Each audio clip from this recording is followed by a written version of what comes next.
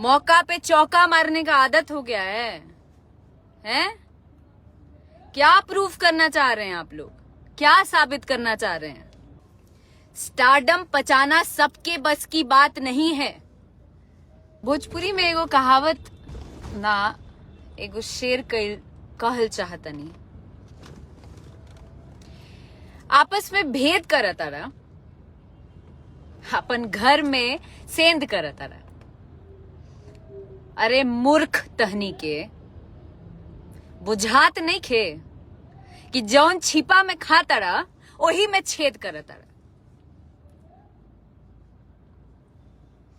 आपस में ही विवाद, आपस में ही लाइव लाइव लाइव लाइव, कितना लाइव क्या कर रहे हैं आप लोग? मौका पे चौका मारने का आदत हो गया है हैं? क्या प्रूफ करना चाह रहे हैं आप लोग? क्या साबित करना चाह रहे हैं? भोजपुरी की सभ्यता और भोजपुरी की सम्मान की बात करते हैं आप लोग? हाँ, कौन से सम्मान की बात करते हैं आप लोग? यहां का सबसे बड़ा दुर्भाग्य एक ही चीज है, वो ये है कि 4 दिन के आए 4 गाना गाइए, 1 गाना 2 गाना हिट हो जाए, अपने आप को भगवान बना लीजिए, और भगवान बन जाने के बाद किसी को कुछ समझिए ही मत।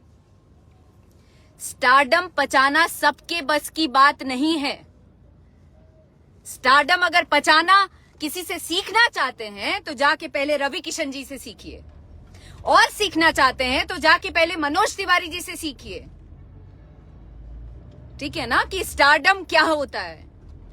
और एक बात बता दूं कि अभी उन लोगों का समय गया नहीं है। Still they are working. अभी भी वो लोग काम कर रहे हैं अपने बलबूते, और ना सिर्फ भोजपुरी में, ना सिर्फ पूरे भारतवर्ष में, पूरे वर्ल्ड में लोग उन्हें जानते हैं। आज बड़े फक्र के साथ रवि किशन जी हर जगह रिप्रेजेंट करते हैं भोजपुरी को।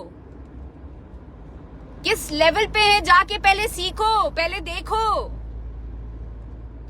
4 गाना हिट नहीं हो गया, एक दूसरे को गाली दे दिए, एक दूसरे को लाइव में आके मौका पे चौका मार लिए तो बहुत बड़े स्टार हो गए हैं? कौन से स्टार हो गए भाई? अपने आप को स्टार कहते हैं।